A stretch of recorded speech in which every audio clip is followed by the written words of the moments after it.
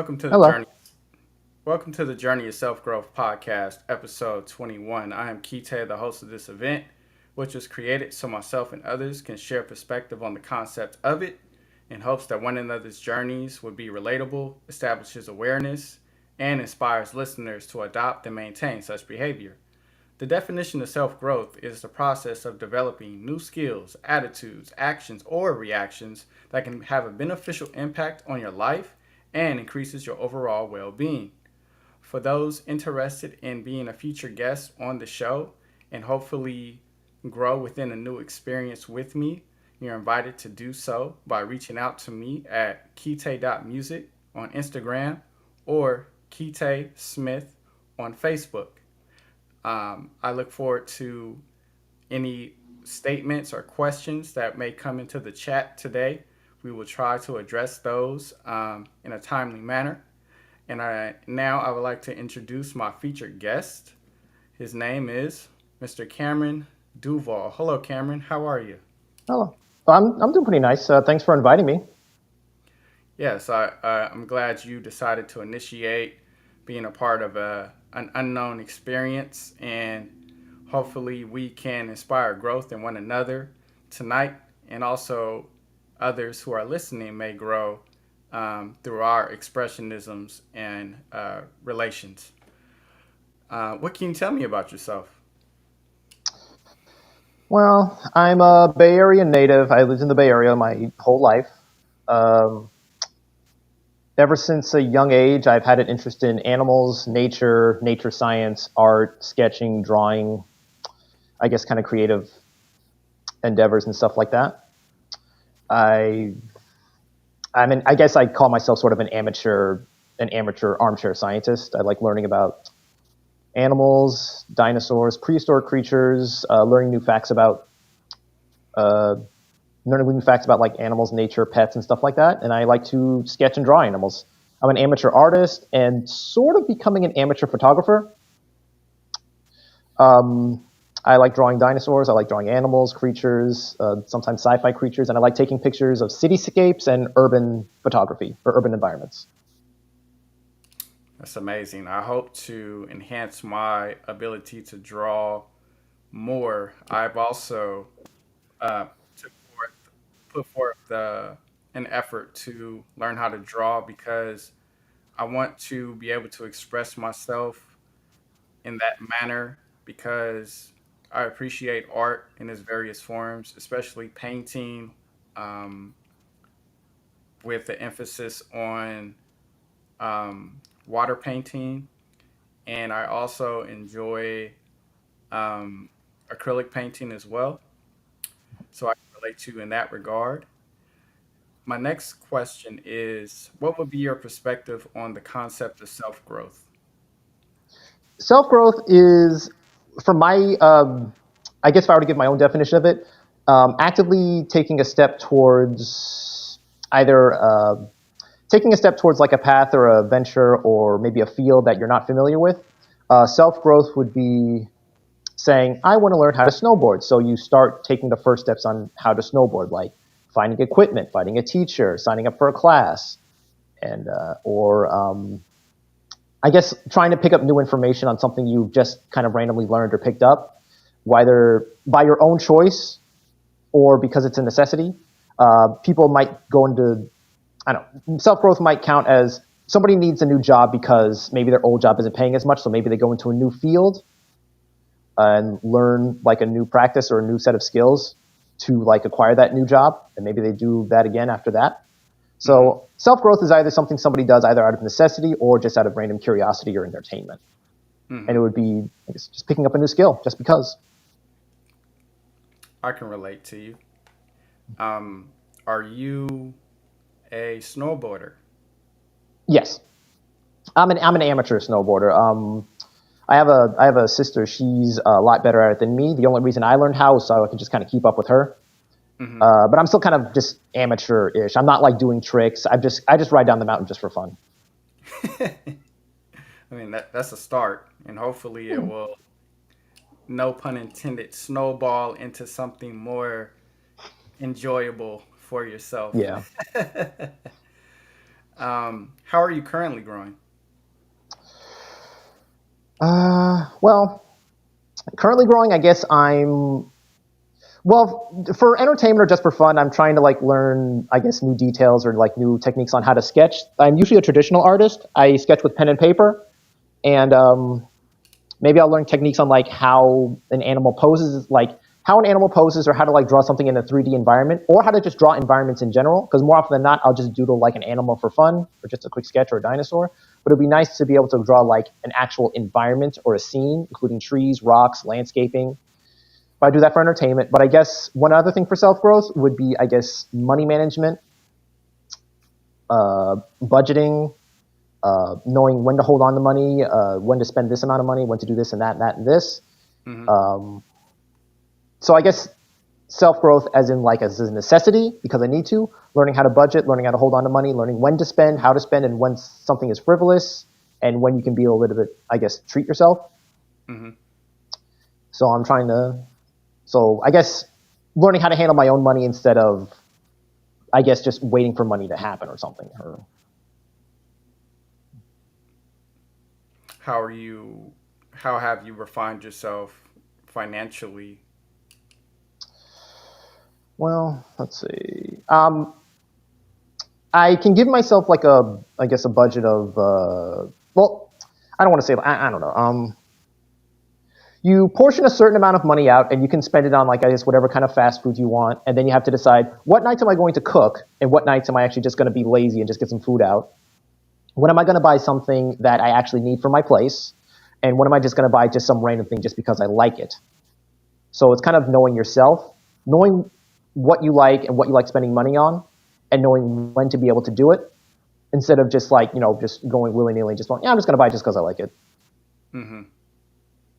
Yeah, So kind of knowing yourself, yeah. yeah. I think ultimately it seems like having a sense of self will help you to determine how you conduct yourself, because I think it is easy to fall into the temptation of distracting self with buying frivolously and not being intentional about why we are buying things. So I can relate to you in that regard. And I try to be intentional about what I buy and have an understanding of why I'm buying it. I think when it comes to buying food, I intentionally try to have a budget, and the budget is usually focusing on attempting to buy food products that I've never tried before by venturing to new restaurants, which are seemingly in abundance in the East Bay where we live in California, Yeah, we're a and very foodie place. and being mindful of the fact that yes, it is true that we have many restaurants in the area, but it seems like the majority of them are not inexpensive. So taking that into consideration helps me to navigate where I want to go in terms of the restaurants, because I think it is healthy to expose our palates to new tastes, if you will.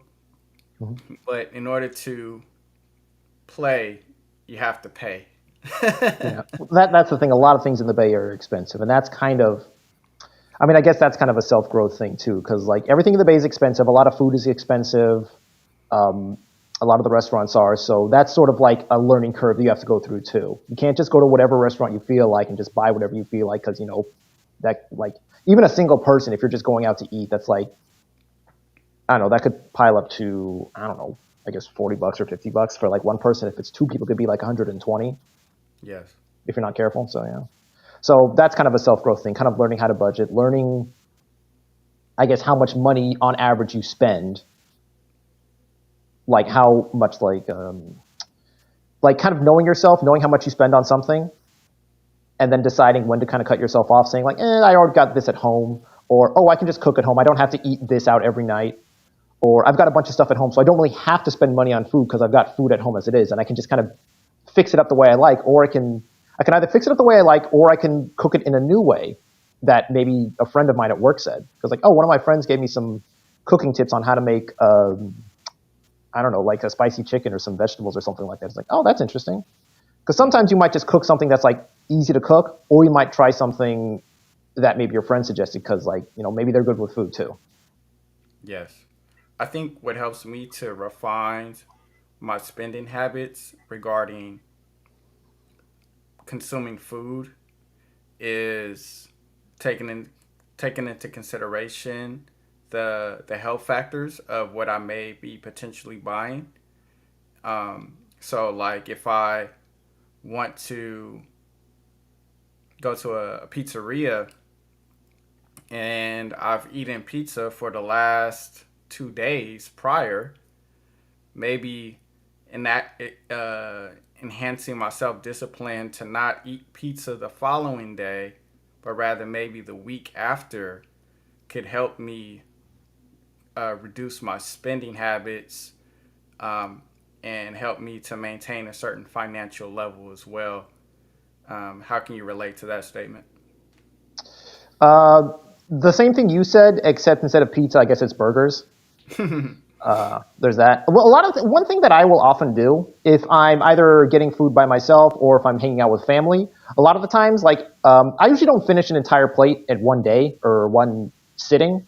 Hmm. So oftentimes, this is just something I do. Oftentimes, like I'll eat half the food I'm eating like at the restaurant, but like I get full kind of quickly. So I'll eat half there, and whatever I take home, I might mix into like a soup or a ramen. I might make it into a sandwich. I might take the food I already have and like maybe try to doctor it into like something else, or I might just Hmm. eat it as it is. Hmm. So basically, you're kind of, I guess, stretching your dollar out because, well, I don't know. You're stretching your dollar out a little bit because like you're saving the food you ate earlier for like another like dinner tonight could be breakfast tomorrow, or breakfast today could be lunch or dinner later in the afternoon. Hmm. So My qu- that's usually what I do. my question to you, uh, my question to you is why is it important to care how we spend our money? Well, I said earlier that a lot of things in the Bay Area are pretty expensive. Other places too. A lot of California is expensive, so it's easy to fall into, I guess, spending habits or certain types of spending habits where you're basically just like, I don't know, you could spend like $60 a day on something you could probably save on. Hmm. Maybe a few. Well, another thing is I like coffee a lot. So even though where I live and where I work, I could get coffee cheap or free. Oftentimes, like I'll just go to a place simply because I like it.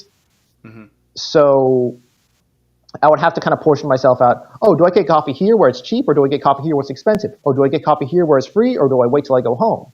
Or Hmm. do I get like one really big container of coffee because I have a thermos, one big container of coffee and make it just last throughout the day? Hmm. So if you go to like a coffee shop that you like a lot, but maybe the two things you like maybe are $4 80 cents, or maybe $5 because maybe you like fancy coffee. That's $5 maybe 4 times a week, which can add up. So that's like $20 a week or something like that. So like a lot of kind of easy frivolous things that you buy could be like $5, $6, $7, $8. So you're spending that like once a day for like 3 or 4 days, and that's like maybe money that could go to something more constructive, or maybe you're trying to save money because you don't know when car repairs are coming up, or you don't know when a family or friend or like a relative might need to borrow cash and they need to borrow it back. So it's good to hang on to money because you don't know when you're going to need it. Yes, I Because can relate to you. I can relate to you, and I think the reason why I pose that question to you is because it seems like realistically we don't necessarily need to have money in our possession in order to live in the present moment. We could technically uh, cultivate food from the land, create huts, and not live in an apartment or a house, um, you could. and Technically, you be could. There's people who live like that to this day. So yes, yeah. like subsistence. So I think I think the reason why I asked that is because like there is an alternative to the fiat money system or the monetary system, which we could utilize and live seemingly healthy and happy life. But that's not to say that the the monetary system is a bad thing. I think it's just it requires an involvement and a commitment to participate in that experience and realize why you are participating in the monetary economic system. And if you choose to relate to the construct of it, it could be a benefit to you, because I think it's possible that some people maybe are opposed to it, or uh, maybe theorize that this type of lifestyle could be ultimately a detriment to our to individuals. Because I mean, I know I hear a lot of people talking about, um, I some people have said like I hate the idea of paying taxes. Why should I have to give money to a government that I worked for, um, and don't see any like tangible return in the immediate moment? But I do think there are some abstract occurrences or even occurrences that are happening that could be of benefit to you when you do pay taxes or um, choose to participate in the the monetary economic system. Would you agree with that? Yeah.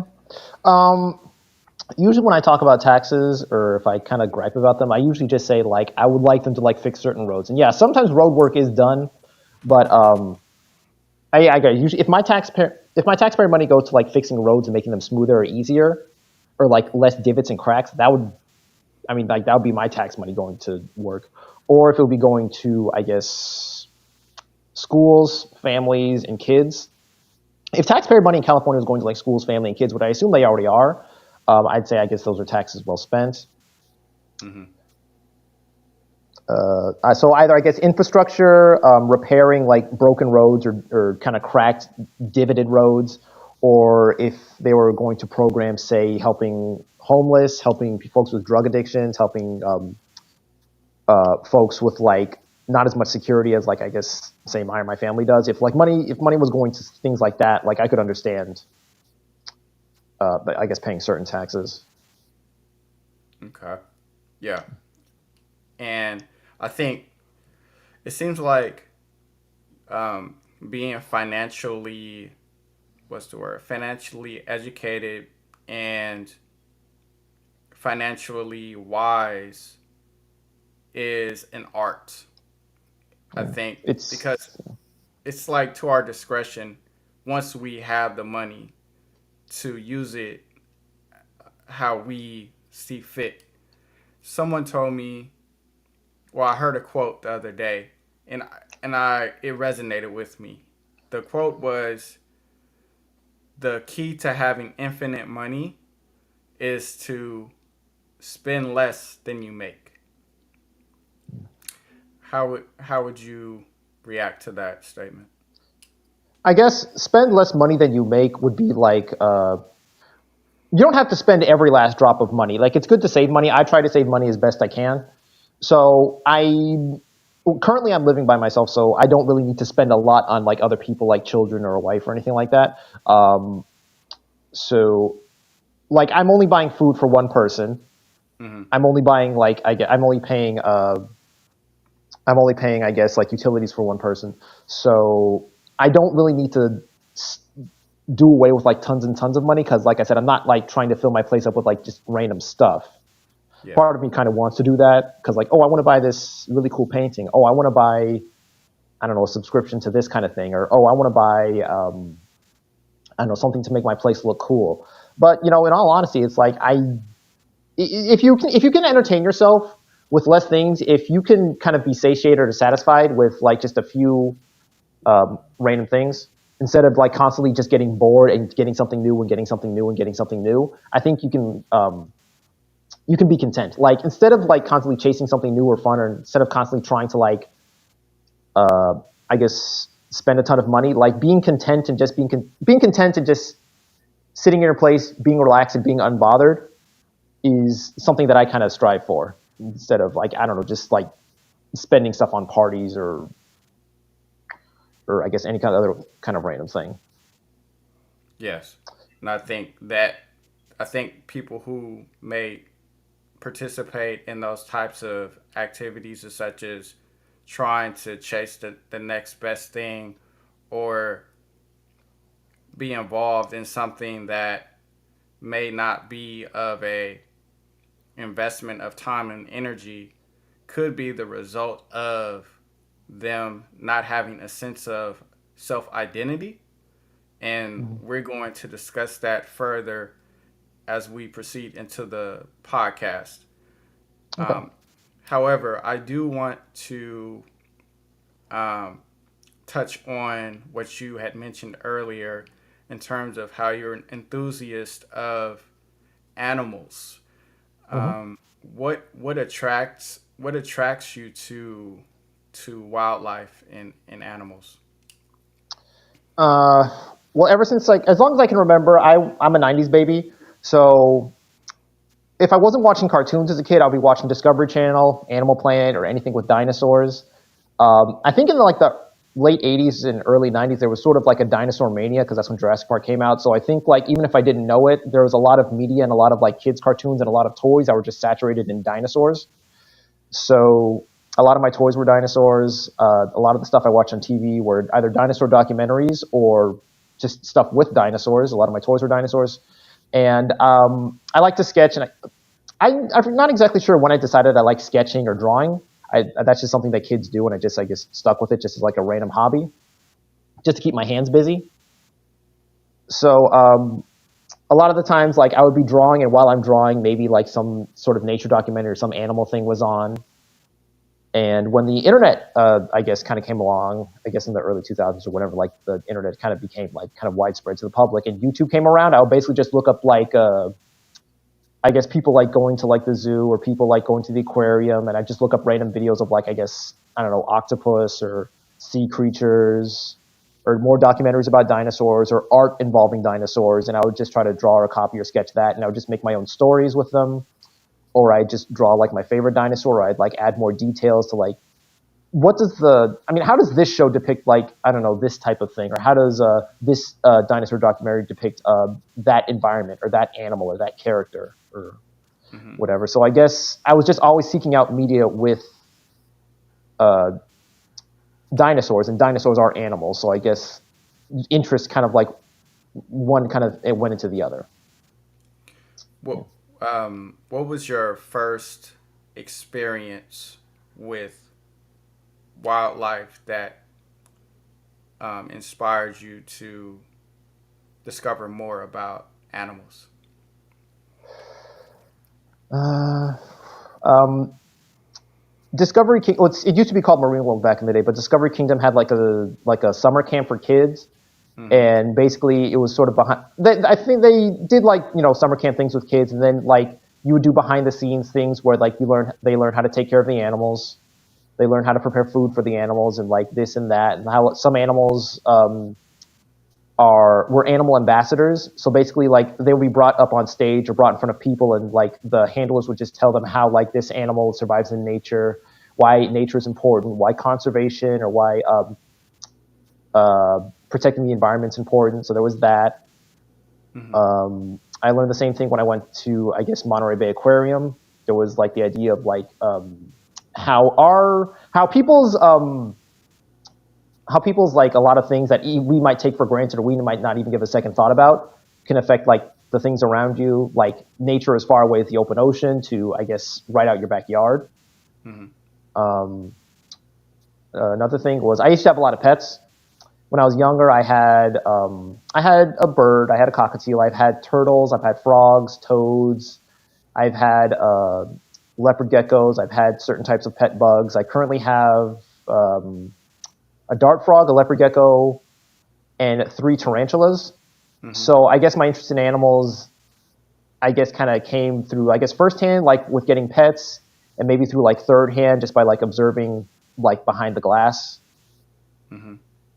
And I just had an interest in like I just how they moved and how I guess weird they looked. What's interesting to me is that when you say the amount of animals that you have, that I think they are the quantity is more than the average person who is a pet owner, which I think would require a certain level of attentiveness, awareness, and Mhm. management. Yeah. Um, why did you choose to not settle for a small quantity versus the large quantity of animals that you currently have? The leopard gecko I've had since I was in school, since like middle school. So he's kind of like an old man lizard. The other ones I got during COVID. Well, I got during like the COVID shutdowns. Hmm. So I've always had pets, but I've gotten into like I guess kind of the tarantulas and I guess other small kind of terrarium pets during COVID out of sheer boredom. I had a friend who also did the same thing, so we both kind of got into the hobby together. I Before the tarantulas, I got a couple of pet praying mantises. Hmm. They're really easy to care for and they're pretty short lived. So basically, you could give them like a certain amount of maintenance and care and just observe them, but they only live for like maybe like 7 or 8 months or a year at the most. So like they're kind of a low maintenance pet, but you still get to kind of dote and just kind of like monitor them just out of like just because they're interesting. And like I said, this was during COVID, so a lot of forms of entertainment were kind of out the window. Like movie theaters were shut down, and we couldn't do as many things as we used to. We couldn't go out as much, and we couldn't go to certain restaurants as much. So I just randomly found the kind of pet bug hobby Hmm. as an extension of my interest in like animals, wildlife, and dinosaurs and stuff like that. I just so happened to fall upon into that hobby as an extension of my other hobbies, I guess. Yeah, that's interesting because I've been a pet owner in my life as well, but typically when I've owned pets, it's the amount has been minimal. Like at the most, I think I've had about two dogs, which I think for me was a lot. So if I were to imagine myself with like four or five different animals, um, it the idea somewhat gives me almost border anxiousness because I think like, oh, am I capable of being able to care for such animals without the possibility of me like losing sight of their needs, which could ultimately result in them,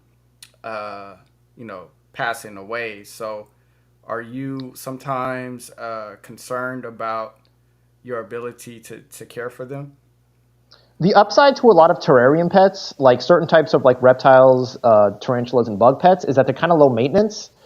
Um, I don't handle any of my pet tarantulas. They mostly just live in their terrarium. Mm-hmm. And basically, they need to eat just once a week. So I might drop like two or three crickets in. And if they don't feel like eating, I take them out. If they do eat them, then that's fine. But outside of that, they're actually really low maintenance pets, which is kind of the upside to them. They're interesting to look at, they're interesting to observe, but they require not that much. Mm-hmm. Whereas, like, say, cats, dogs, birds, um, and other kind of like pets like them, you need to interact with them like every day. Like a dog needs attention every day, needs to be walked. Cats need to be cleaned and fed every day. Well, cats are a little bit low maintenance too, but like the terrarium pets and the bug pets, basically, you can let them go for a couple days and you can just check back on them, and they're pretty low maintenance. So they're more just interesting to observe. But you do monitor them. You do like spritz water on them. You make sure there's no mold in their enclosure. So there's requirements. There's a bit of diligence to having them, but at the same time, there's sort of a larger margin of error. Okay, that's kind of comforting to know. Like, if you were to miss a day and feeding them, they could probably go on maybe an additional day or two without, you know, them falling over and croaking. So that's I've heard some people in the tarantula hobby call tarantulas like a furry pet rock or basically a house plant. Because why is basically you that? could just spritz water on them like two or three times a week and they're fine. It's kind of funny. Wow. What intrigues you about dinosaurs? A lot of it's a lot of things. Well, one thing that I learned, there was a new word that I learned like a little bit before COVID, the term paleo art. Mm-hmm. Paleo art is basically the representation of any extinct animal or dinosaur in any type of media, be it like movies, TV, documentaries, paintings, digital art, sculptures, museum specimens, things that are true to science or things that you just kind of make up. Mm-hmm. So I guess the interesting thing about dinosaurs is you can put a lot of imagination into them. They're well known to I guess pop culture and the average layperson. Mm-hmm. So you could depict I guess dinosaurs in a lot of different ways. Yeah. So there's a lot of different interpretations to, I guess, for example, T Rex. You could have them in Jurassic Park. Everyone knows the Jurassic Park T Rex. You could have them in a nature documentary. You could watch them as like, I guess, a real life animal, as accurate to science as you can depict it. And there's a lot of things we are not going to know about like dinosaurs and prehistoric creatures, simply because they're just not around or they've been gone for such a long time that the only thing you could really put your imagination to is to just look at modern day animals and try to like see, well, if a modern day animal does this, do prehistoric animals do that? So there's a lot of imagination and a lot of like interpretation you can add to them. So it just leaves room for a lot of imagination, which I think is pretty fun. So you can either like sketch or draw them and make like an animal look cartoony, or try to be as accurate to science as you can, or just put your own spin on it. Yeah. I what something that I've heard is a theory regarding global warming, where people like there is people who are saying that global warming is something to be of concern, where there's also people who are alternatively saying that there's no need to panic.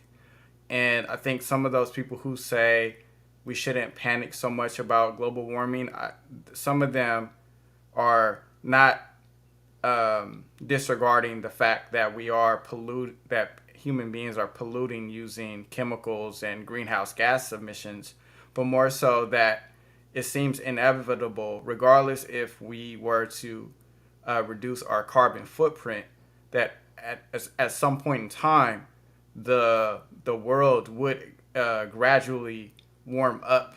And they reference dinosaurs because they suggest that in order for dinosaurs to be the sizes that they were, the world before human beings were around had to be significantly warmer. And they reference the equator.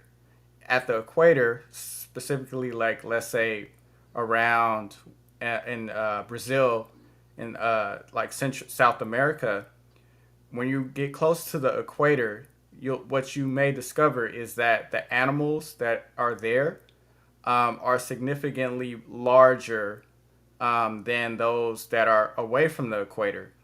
And where the equator is in South America, the weather is warmer.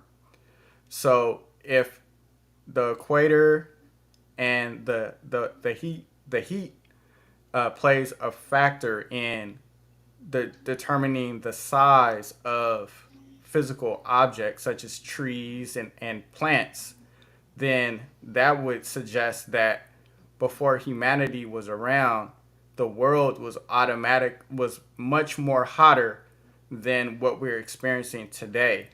And the reason why the temperature decreased was because there was a time of an ice age, which theoretically happened when there was a meteor shower.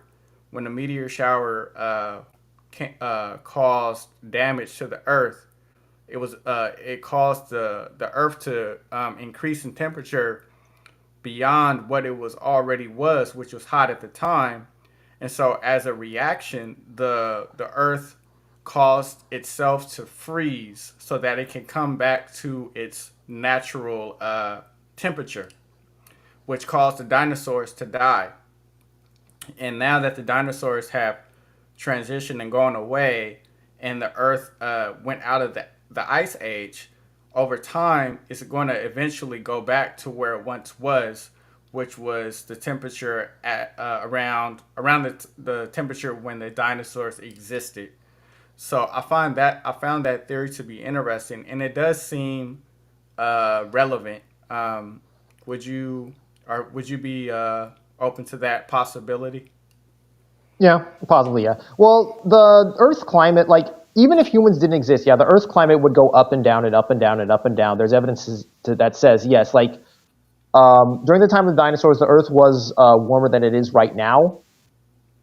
Um, but, throughout history, throughout prehistory, early history, and I guess to right now, the Earth's climate has always gone up and down and up and down and up and down and up and down. And we're basically just kind of along for the ride. So if humans never existed, climate change would still happen.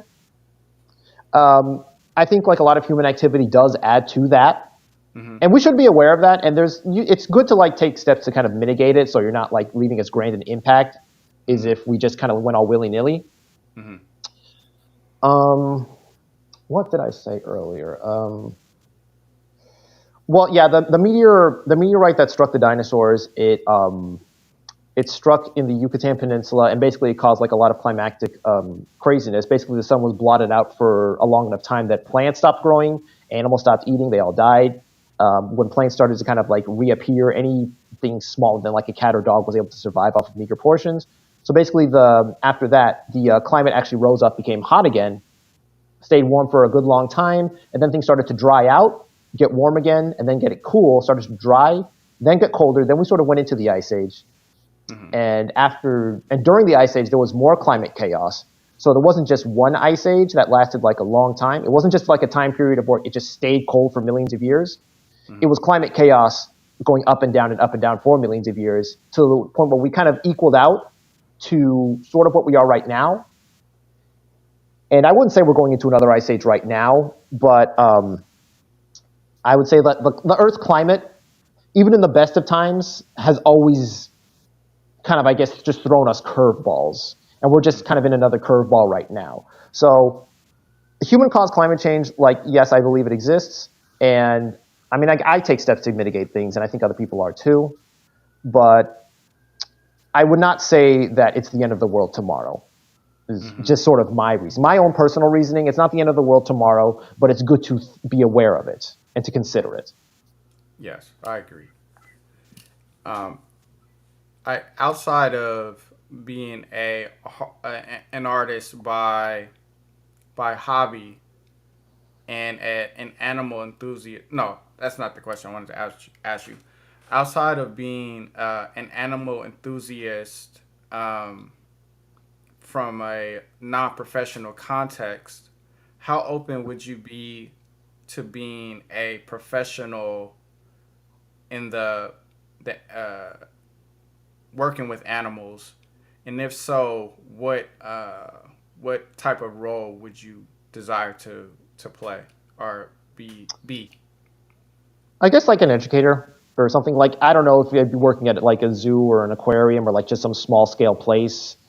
Just being an educator to like I guess visitors, kids, adults, I guess whoever on like I guess how animals live, what they do to survive, and I guess earlier I was talking about how Marine World used to have like animal ambassadors for like the kids to like observe, and they were just like, oh, this is an animal, oh, this is a reptile, and they do this and that, or this is a rescue animal, and we rescued him from being an illegal pet. So I guess working in a situation where perhaps I'm educating the public on like why animals need protection, why some animals don't make good pets, why some animals are endangered, and what you can do to consider like I don't know what animals need more protection, what forests or what parts of the world are affected by climate change, illegal hunting, deforestation, uh, climate problems.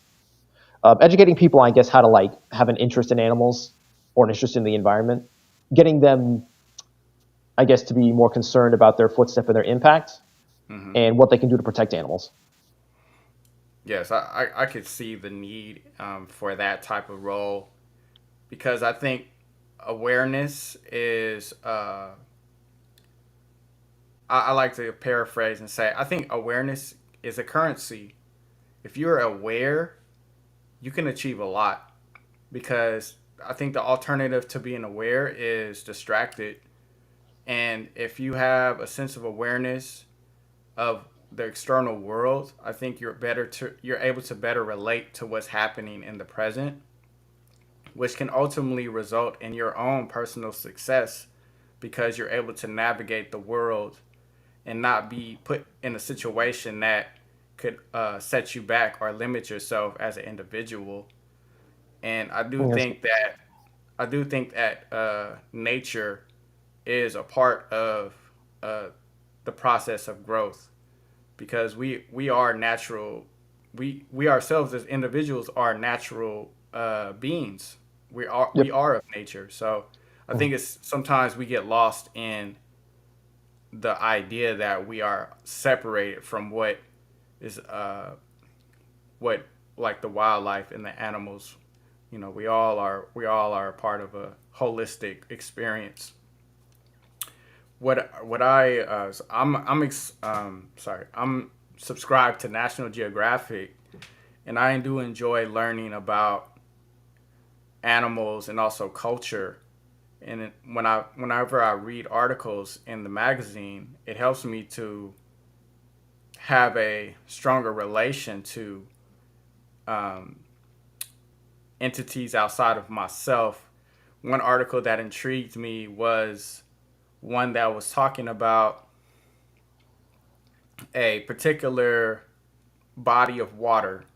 It's called a vernal pool, Hmm. which, by definition, is a temporal pool that can um, occur when there's heavy rainfall and in particular parts of the world, the ground is naturally what's the word? I think the word is concave, sort of like a soup bowl. Yeah. And when the rain falls in this uh, part of the ground, it creates a temporal pool, and which attracts certain animals that will live in the pool. But the thing is that at a certain point in time, the water will evaporate, and depending on the animal, they may not um, certain animals may not survive in that type of circumstance because some of these animals, such as like a frog or a shrimp, may who needs water to exist, um, may not have that type of environment around. So what's intriguing about these pools and these animals that choose to willingly go into live into them they have adapted abilities to be able to still thrive in these temporary situations, such as if the frog um, lays eggs in this pool, and let's say 2 months later, when the rain stops, the water goes away. The tadpoles can cause their bodies to naturally go into like a hibernate mode and stops their Hmm. cells from growing, and so they can like exist for an entire year until the next rains come, and then start the growth process. Uh, so that they continue to like live. But I imagine that they at a certain point in time, uh, the earlier generations, Hmm. a lot of them probably died because we came from an area where it was always rain or water, and so a lot of the offspring and stuff like that had died. But fortunately, there was still a small percentage who was strong enough to adapt to those type of situations and cause their generations to be able to flourish in those types of uncertainties and unexpected changes. Like, are It's you sort of like a familiar? boom and bust kind of thing. Yeah. It's yeah, yeah. The I forget which. I don't know exactly which species it is, but basically, I think there's like the tadpole shrimp, which are like these really weird. They're not exactly like sea monkeys, but basically their eggs can like just lay dormant in sand or in dry ground for a good long time, and when the rains do respond, like their eggs actually respond by hatching. And I'm Mm. not exactly sure how long or short their lifespan is, but basically they'll reproduce as best they can and make more, I guess, watertight um, eggs that can put themselves on pause. Mm. And if they can find themselves a more permanent water source, they can. But basically, it's sort of a boom and bust way of life, where basically they just kind of wait and hope for the best, Yes. which is pretty interesting. Are there any fun trivia facts that you would like to share with the listeners regarding animals? Um, I guess when it comes to fossil animals and dinosaurs, uh, finding a complete dinosaur fossil or finding a complete fossil of any animal is actually incredibly rare. So anytime you find like a skeleton of like a big or medium or small dinosaur that's like largely intact is pretty rare. Oftentimes, with long neck dinosaurs, the head is missing and maybe half the tail is, but you have most of the body. But with horned dinosaurs like Triceratops and their relatives, you find the head, but oftentimes the body is missing, mostly Mm-hmm. because fossilizing is such a random event. And to have a complete fossil, you'd have to have the entire body buried in sand or mud or sediment really quickly.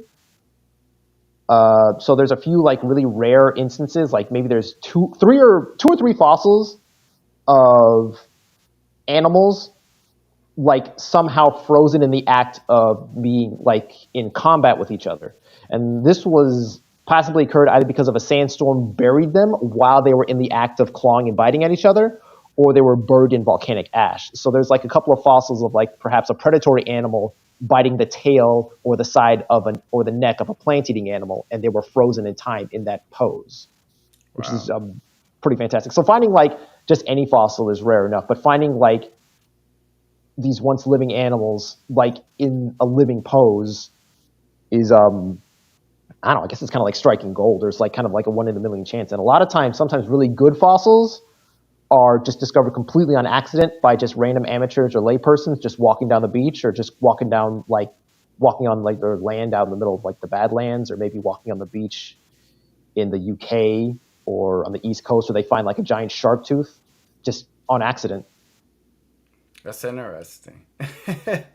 It's like it's a pleasant surprise, I think, for anyone to happen upon dinosaur fossils or things of the ancient past. I know I would be extremely excited to happen upon such an occurrence. There was a comment that came in on YouTube. Mhm. It is from your sister. She Hi, says, Bianca. wow, the inspiration that nature can provide. Artistically, lessons for our fellow creatures. Yes, I can relate to that. And regarding art, Cameron, Mm-hmm. who would be an artist or artist that inspires you? There's an Australian painter called Peter Shoughton or Shoughton. I have a couple of his books. Basically, he paints living animals and extinct animals. Like there's some of his books. Like he doesn't do the writing, but he does like the illustrations, like Astonishing Animals, End of the Megafauna, um, Feathered Dinosaurs. A lot of the times, I'll look to like his like kind of paintings for inspiration. Um, there's another, I guess, paleo artist called Todd Marshall. His the way he depicts feathered dinosaurs, the way he depicts certain types of dinosaurs, he makes their feathers look more like kind of spiked quills. So he gives them more of an extreme look, but at the same time, they still look like a natural animal you could actually see in nature, but at the same time, looking a little extreme. Mm-hmm. Um, there's a artist from back in the day, I think in the 80s or 70s, called Ellie Kish.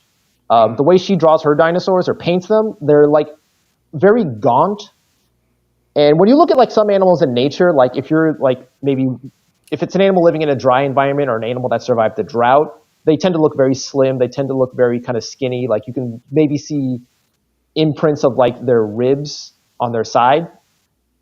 So it gives a sort of like kind of harsh look to their animals, but at the same time, when you look in nature, sometimes animals kind of have a harsh kind of weathered look. There's another artist I like, Wayne Barlow or Wayne Douglas Barlow. He's a painter.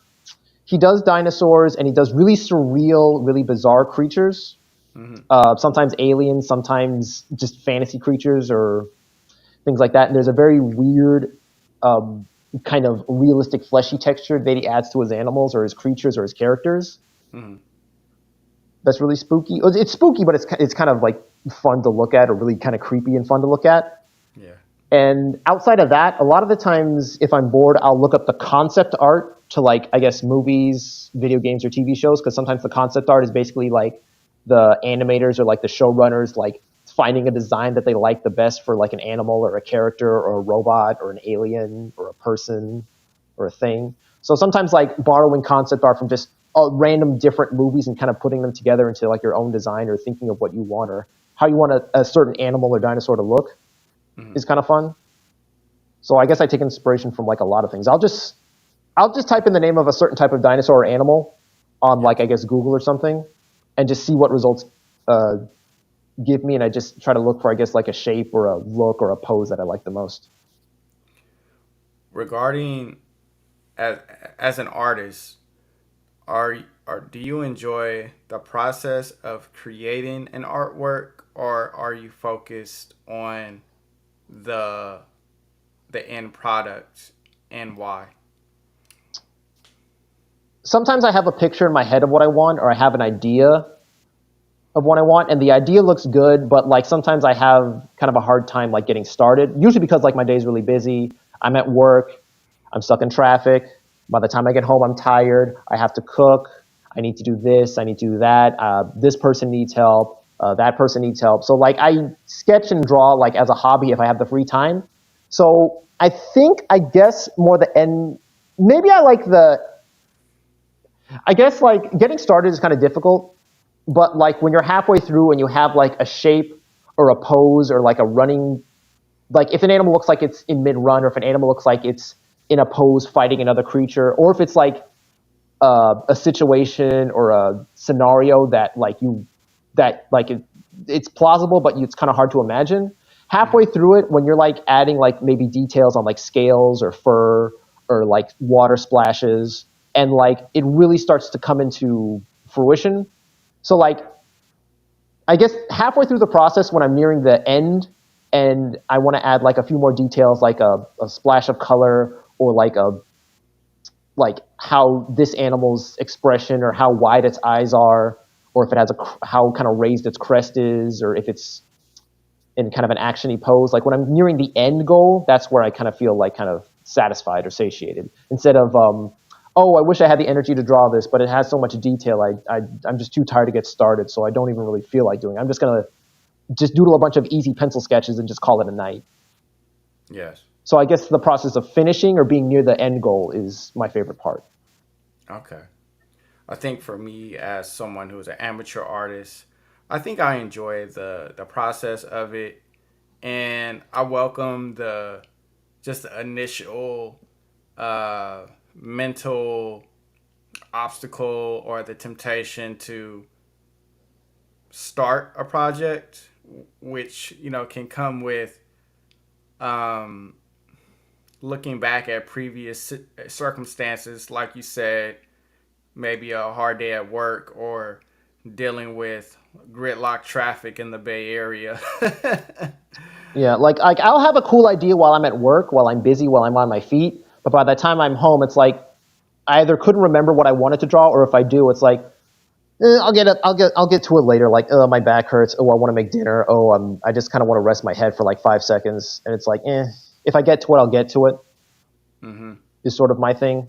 So like that, like I'm an amateur too. Like I've been drawing for a long time, but like a lot of my stuff is basically just I draw for me out of like boredom or entertainment. But Yeah. like at the same time, if I've got the free time, I'll try if I can. What So.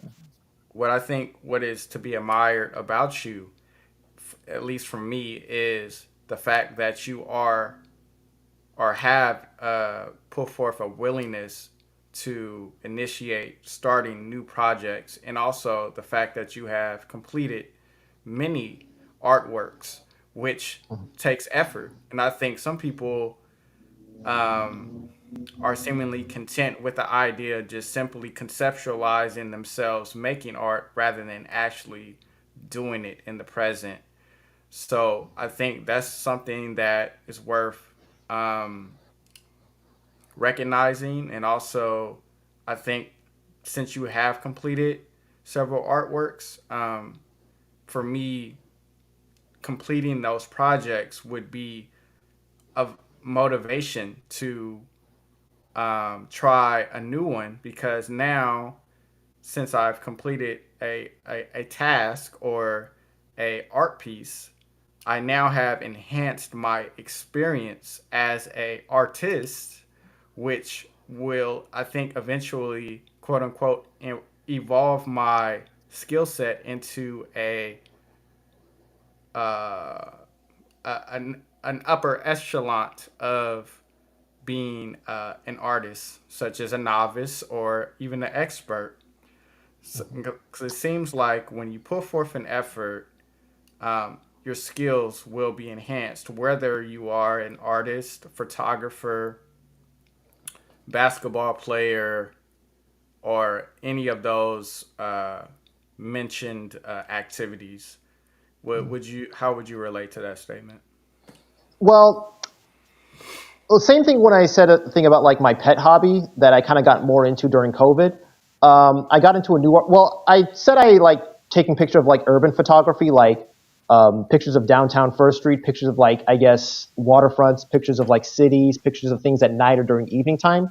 I got into that too during COVID, mostly because like when I got on Instagram, I found a lot of like art aesthetics that I kind of like, things that are like evening sunsets or um, I guess photography or kind of photo editing or photo manipulation, like adding like kind of tweaking colors to make like maybe a nighttime look a little more kind of purpley and blue, or look a little more dreamy, like make a sunset look more orange and pink. Mm-hmm. So I'm trying to copy like certain types of art aesthetics that I've seen on Instagram, like I guess new wave, um, sort of like I guess the lo-fi aesthetics, which kind of gives this calm, kind of dreamy, kind of a relaxed, I guess, aesthetic that's really kind of that's nice to look at, or things that it's sort of a nostalgic look. Mm-hmm. So I never really thought of myself as like a photographer. So basically, I just took pictures of like a street corner or a waterfront at night that looked kind of nice. And when I looked at art online, I said like, oh, people just take a photo editor and just kind of like tweak the colors to make it a little, I guess, a little more, I guess, fantastical than just an average nighttime sky. Mm-hmm. So that's something I kind of learned, I guess, I guess, hit the ground running because like I never asked anybody about photo editing. I just kind of downloaded a program whose name I forget, and basically I just kind of fiddled around with the buttons until I just found a color I liked. It's a lot of like kind of fiddling around and going, I guess, fixing it just right so that it looks nice to your eyes. So I guess that's a learning curve too, or just taking a new picture, or taking a picture of something and just doing something new with it, or trying to play with it until you find something you like. If you chose one artwork that captivated you the most, which would it be, and how would you describe it? One of mine are like something that I've seen. Something that you've seen. Um, One of the artists I mentioned earlier, Wayne Barlow, he does artwork of like aliens and alien planets, and I guess sort of like speculative creatures. And there's like a really weird type of like alien creature he made that looks like a giant walking tower with like glowing big yellow, I guess, eyes. It looks like it's this weird tall alien creature that walks on gargantuan two legs. It almost looks like a walking ship. It almost looks like a walking like a cruise ship or like a walking building. And it's just so bizarre, and it's just surrounded by like this weird purpley ocean, and it's a purpley weird alien landscape, and it just looks so odd and bizarre, and just all the details he added to it, like the wrinkled skin texture, um, all like its weird anatomy, and the fact that it walks on like these gargantuan, like jumbo-sized kind of feet, and it lives in an environment that's so weird and so imaginative and bizarre. Um, and he makes a bunch of other creatures like that too, like these weird alien animals that he basically just makes up. And he makes like an entire biology and like a life history for these creatures and how they evolved and why they evolved in a certain way. Mm-hmm. So like that really captured my imagination. And If you were to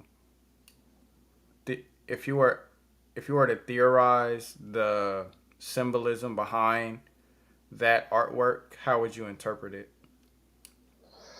um, interpreting it, there's like a very lifelike feel to it, like how even though like it's a totally alien creature with like a biology different from I guess like any living thing here on Earth, and it's totally imagined. You had to like make the skeleton, make the anatomy, make the muscle, the texture, the skin, and how the skin wrinkles.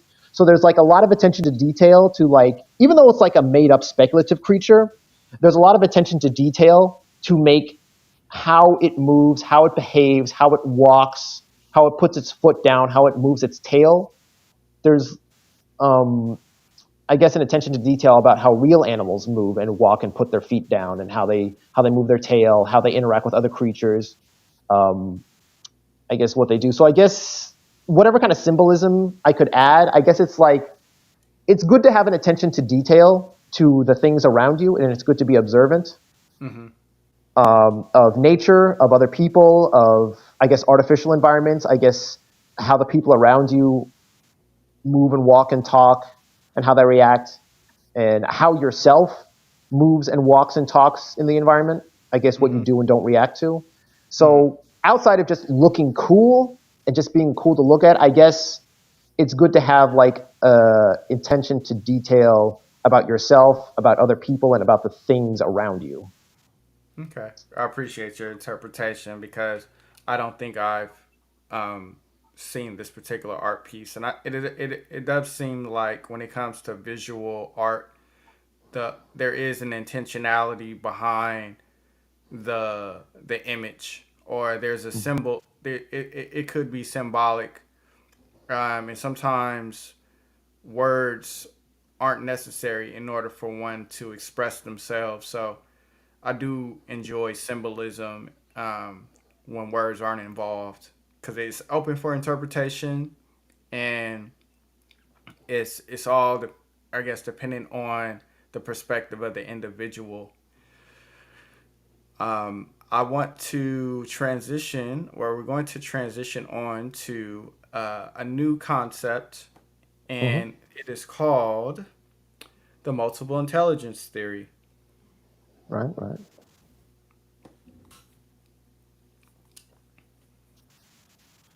Yeah, I gotta add you. My bad. Let's see. There you are. Okay, Right. I see. I see. cool. So, for those unaware of the multiple intelligence theory, I'll give you a brief explanation. When it comes to intellect, there are two popularized theories. One is more popular than the other. The most popular one has is seemingly adopted by the majority of individuals, specifically in the academic institution. And the theorist who proposes this is named Frederick Beignet. He suggests when it comes to intellect, we as individuals have three forms, and those forms would be um, mathematical or logical, naturalist or scientific, and linguistic, such as writing abilities. And since this theory has been widely adopted, we are generally tested in schools on how enhanced these intellects are. And depending on how well you perform in testing, will seemingly admit you to higher education institutes such as college. However, there is an alternative theory which was created by a theorist named Howard Gardner, which suggests in addition to the three intellects mentioned, there are six additional that we as individuals possess. And those six additional would be musical, existential, interpersonal, bodily kinesthetic, intrapersonal, and spatial. The reason why I present this theory to in the podcast is because it's possible for individuals to may have it's possible that individuals may have low self-esteem because they may not have enhanced intellects in math, writing, or science. However, they may actually have high degrees of intellect in the six additional ones, which could with heightened awareness of these six additional intellects, this can boost morale, self confidence, and drive to want to grow oneself through practice and repetition. And it seems with intellect, one can enhance their intellect through activity. And I reference someone who plays a sport such as basketball. Um, if you go to the gym and commit yourself to practicing, let's say an hour a day, the it's possible that over time you'll be able to shoot and score more due to your commitment to practicing and enhancing that particular intellect, which will fall under the bodily kinesthetic intellect, also known as body smart. So, this is the multiple intelligence theory. And so, Cameron, what I would like to ask you is of the nine multiple intelligences, which one or more do you sense you have high degrees in, and how would you suggest to others? Um, how would you suggest to others to enhance their intellects that you have heightened degrees in, based on your experience? Well, I guess naturalistic slash scientific is, I guess, one intelligence I kind of lean towards just naturally, just because, like I said earlier, I like art, I like animals, dinosaurs, and I like learning facts about stuff, and I kind of like just sciencey, not all science, but like I guess science relating to like biology, animals, and nature science. I could just kind of gravitated towards that out of just fun. Mm. Um, um,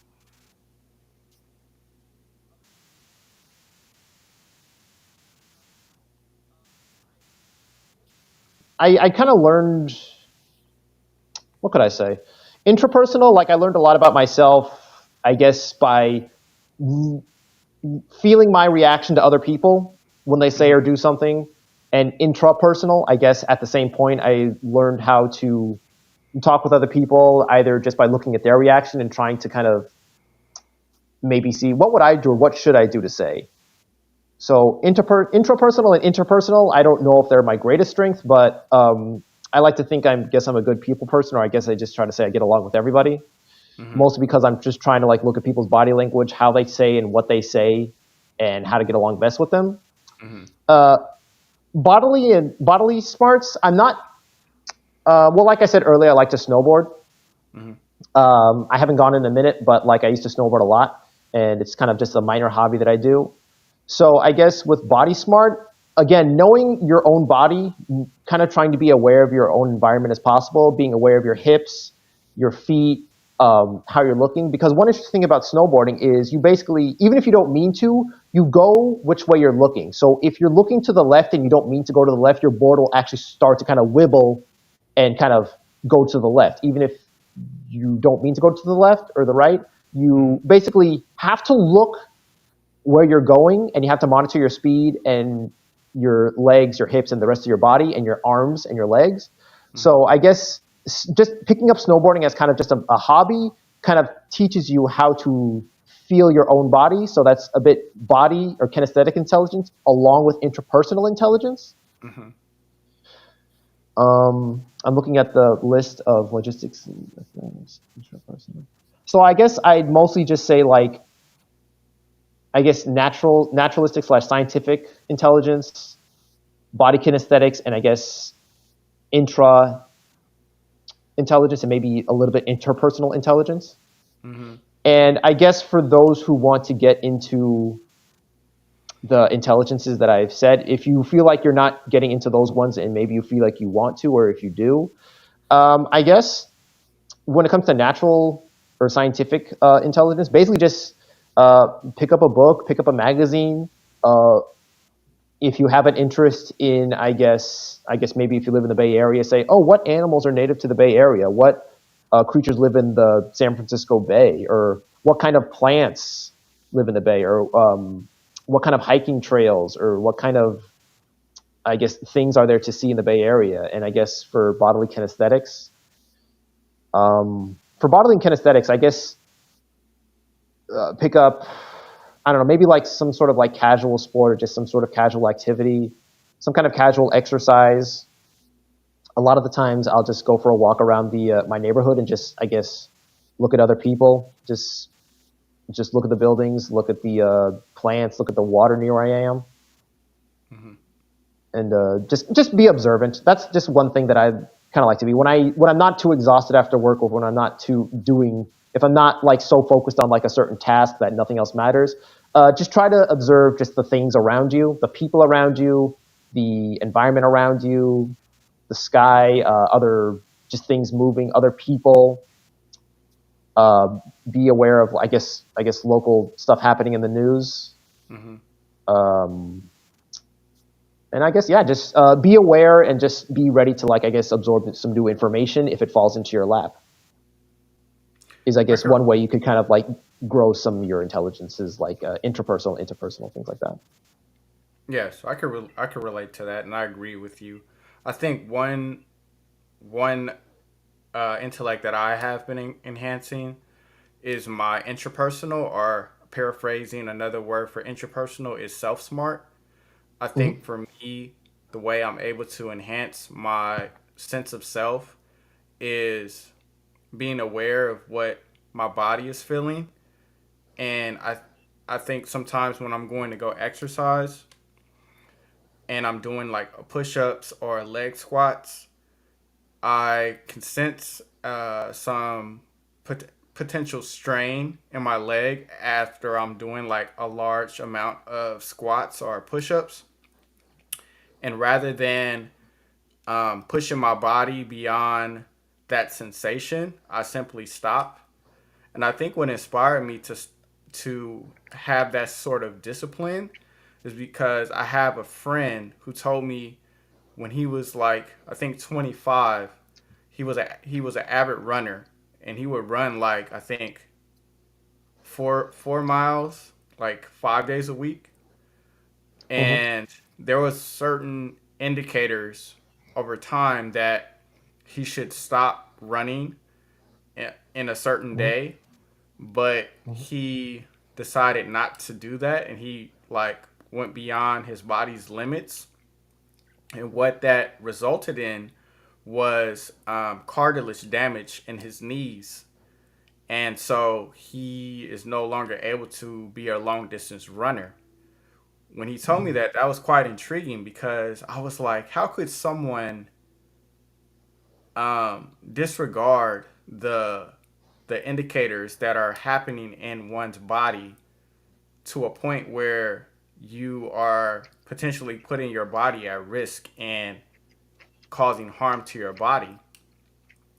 And I think the theory that I have is I think that sometimes a person can function off of conceptualization rather than intuition.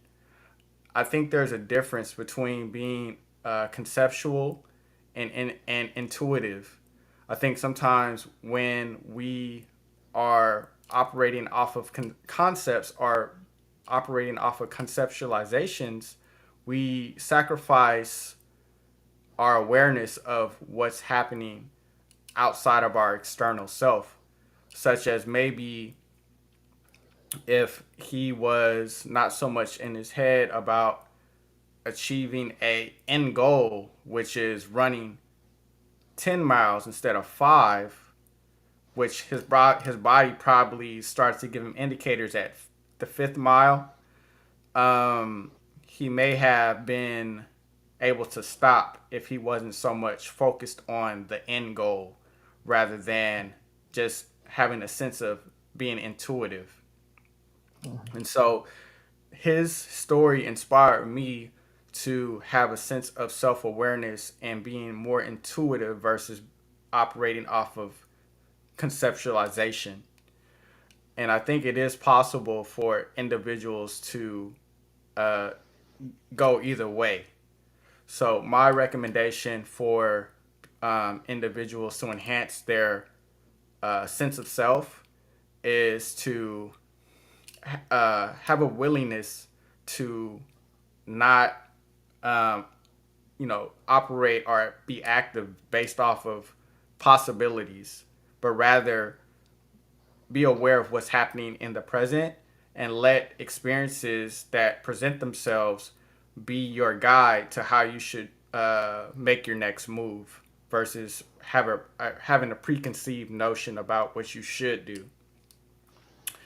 Um, and is there any others that I am working on?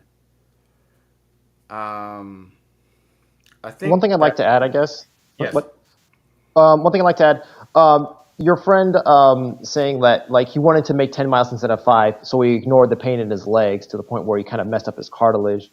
Along with knowing your physical body, it's kind of good to know like yourself mentally as well, to kind of know yourself well enough to know what you like, what you dislike. Um, what triggers you, what makes you happy, what makes you upset. Like knowing yourself well enough to put certain things in front of you that make you happy or make your life easier, and knowing what things to avoid. So knowing yourself physically as well as like mentally and psychologically, I think are really good things to kind of learn about yourself. And that's one thing that I like to that I guess that counts as intrapersonal. Yes. Uh, Knowing what motivates you, knowing what sets you back, knowing what's good, knowing what's bad, like knowing things that will make you happier, knowing things that'll put you in a bad mood, and knowing how to avoid and go towards those things Mm-hmm. is something that like I guess that's something you kind of keep learning throughout your life. You never stop learning that. But Mm. it's always good to kind of take notes of like how you feel, why you feel this way, why this thing makes you feel a certain way, and why this one step leads to another after another after another. So, Mm. That's interesting. We're gonna transition to the final section of the podcast, and this may be my favorite.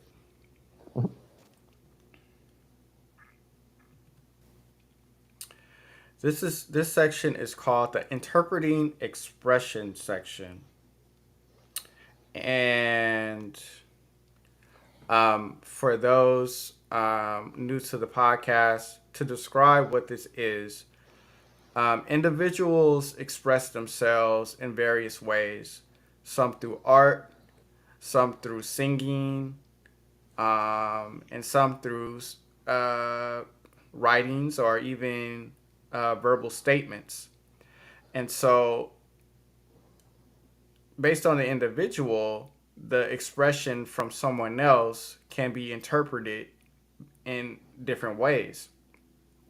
So, the hope is that when someone expresses themselves, we can relate to what's being stated or expressed, and use that expression as a resource in our own self growth.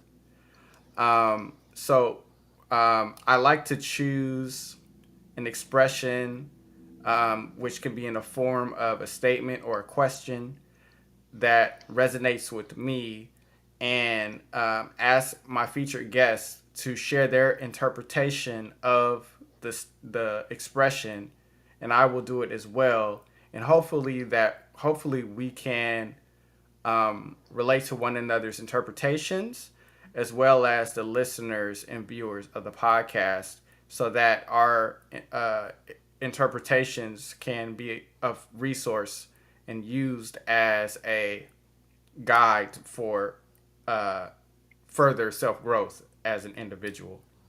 Mhm. Tonight's featured expression is: everything changes when you start to emit your own frequency rather than absorbing frequencies around you. When you start imprinting your intent on the universe rather than receiving an imprint from existence. Cameron, how would you interpret this expression?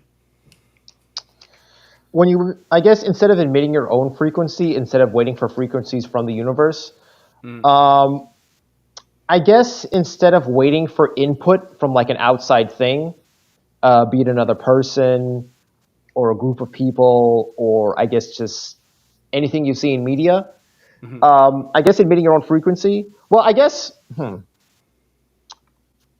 from my own perspective, admitting my own frequency would be like creating like art from my own self instead of hold on a second. Sorry about that. If you're doing something for the sake of your own enjoyment, hmm um, I guess that's admitting your own frequency. Like I like drawing dinosaurs, I like learning about dinosaurs, and I like, I guess, making my own art hmm out of my own creation, out of my own imagination, and I guess that's admitting my own frequency. Even hmm though I'm taking ideas or maybe taking something that already exists in real life and putting my own spin on it, I guess putting that own spin on it is my own frequency.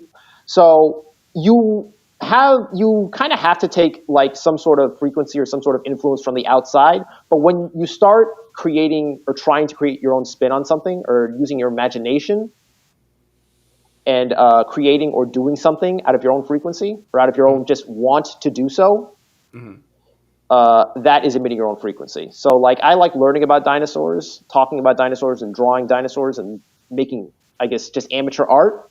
My art is amateur, but that is my frequency, and I like putting it out there. And even if nobody liked it, or even if I never got any like thumbs up or hearts about it, like I would still just do it just out of entertainment, just to entertain myself. hmm So yeah. I So I like it. guess like admitting your own frequency is like doing something for your own sake, um, for your own enjoyment or for your own entertainment or hmm for your own benefit. hmm Like someone else. Yeah, no, I can relate you. I can relate to what you're saying. I think my interpretation is I hear an echo of my voice. Can you hear that? No, I just hear your voice. I don't hear like a. I hear your. I hear like, I guess, like, say something. 1 2 1 2. No, I just Okay, hear I don't. that. I don't hear an echo. Oh, good. All right, it's all good. I don't hear it either. Mhm. Okay, but my interpretation is valuing your self identity. Mhm. without sacrifice, because I do think some people are challenged with false identity. And so, in order to avoid having a false identity, one must have courage and a willingness to be intentional about how they initiate themselves without compromise or conformity to what someone else suggests or expects of the individual, such as myself, which can result in enhanced self growth. And I would like to read an excerpt that is relevant to this. It says, "A boy spends his entire life studying and achieving top academic honors. He was driven by academic parents in an environment where he was applauded to be smart. There was no true choice by the boy here, but rather an assumption to be great in others' eyes. So he followed his quote unquote high achieving identity for years and ended up being naturally more intelligent than other human beings. It leads him into top schools, good paying jobs, and eventually the adult life that the rest of his friends and family admire. He made it from their perspective. He's living the identity that they wanted for him. Um,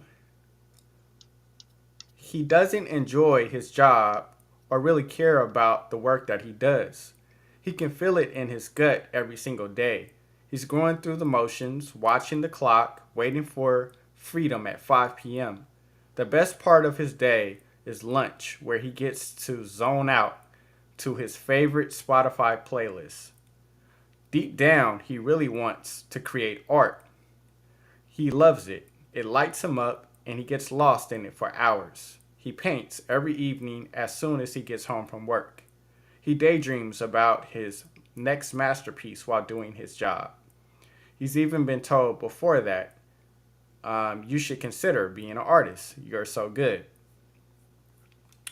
So I can relate to that because I think people outside of myself can impose their expectations on other people, um, and without considering what the person that they're imposing these expectations on may be wanting to do or is passionate about. And depending on the age level of this individual, like a child who may not be aware of the importance of having a true identity, they may adopt this false identity without realizing the psychological impact or detriment that can affect them long term. And so I think it's important to um, be aware of what one wants to do as an individual, and also be conservative about ensuring that they do not compromise what uh, they're passionate about, because it helps to maintain a sense of self and have a foundation of self identity. Because I think false identity can lead to depression and also situations where you can be in environments or circumstances that could be have a harmful impact on your life, such as cults or um, circles where there's gossiping. And I think if you had a sense of your identity, you will be able to set boundaries and distance yourself from these types of circumstances. But if you are told by your parents that you are like uh, naturally nosy or um, a meddler, then you may adopt these types of labels, and it seems like the body once we adopt false narratives or labels or false identities, we'll pretty much go with the flow of how we're conducting ourselves mentally. And unless we reverse how we conduct ourselves, then this could lead to a downward spiral. And so would be my interpretation of this expression. How would you relate to my interpretation, Cameron? Uh, I kind of agree with you on, I guess, a lot of what you said. Basically, like the person in question, or I guess the main character of this story, like they were a straight A student, they were very academic, they were very smart, and I guess they were very school smart, book smart, or academic smart for their whole lives, and they have like a really good job. But I guess I would interpret it as somebody. You need to have a balance between what you need to do to survive, what you need to have, what you need to do to have, like I guess, like a content or a prosperous or like a comfortable life, and at the same time, you still need to make room for fun. You need to make room for hobbies that make you happy, things that make you happy. You need to make room for, I guess, certain type of ventures like I would be really bored if like I have an okay paying job. So if I had to do all the things I do today, but I couldn't draw, or if I couldn't read, or if I couldn't learn about like art, I'd be very, very bored and kind of unsatisfied. Now I'd try to find some kind of outlet where I could draw, where I could do art stuff. So in everyone's life, I think you, I guess, need to kind of learn how to, I guess, portion out. I need to be able to still have some fun when I want, and do the things I like, and do the things I enjoy, and do the things that kind of stimulate my creativity, and I guess still do all the things that I have, like in a well-paying job. I have a comfortable life, and this and that. So I guess it's like the person in the story you were describing. They're not very well balanced. Like they're not very satisfied with their job. They're bored at their job, and the only time they get to zone out or be comfortable is either during lunch or when they go home, when they get to like indulge in their, I guess, painting hobby, when they get to do art.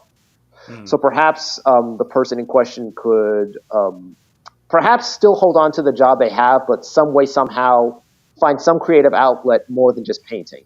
Maybe he could take an art class himself and hang out with like-minded people who also like art. Maybe Yes. he could, at the place he works, see like, oh, does this person have the hobby I do? Or does this person like art too? Or what are the hobbies that like the folks at their job enjoy doing, and see if he likes those hobbies as well, or those interests as well. Yes. Yes. So I guess working too much, and I guess being too much the thing everyone says you should be or grow up to be. I don't think it's done like intentionally to like weigh you down or put you down, but I guess you don't have to take everybody's suggestion to heart. Like maybe he could still be academic and still be like a well-studied person with a good paying job, but maybe he could also like indulge more in the things he himself enjoys, be it a hobby or an actual career, Yes. I suppose. Or I think another way to paraphrase that is to have balance Yes. and and have an awareness of why you are being intentional about having balance in your life. There's a quote that I enjoy. It says, "Leave room in your heart for the unimaginable."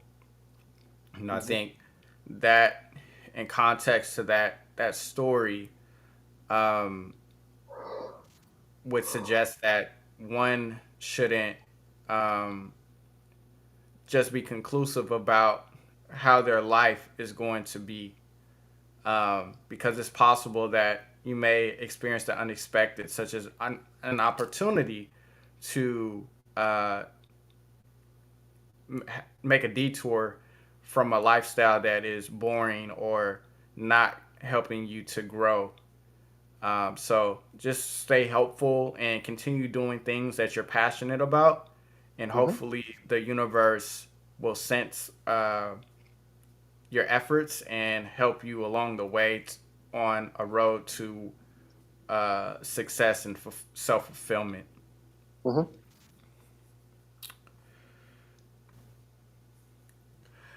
Well, we've reached the end of episode 21 of the Journey of Self podcast. I thank everyone for tuning in.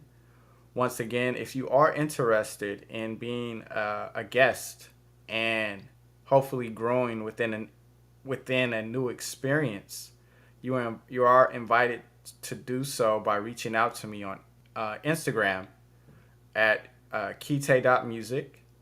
I look forward to having a conversation with you and learning from you because I do believe that growth can inspire growth.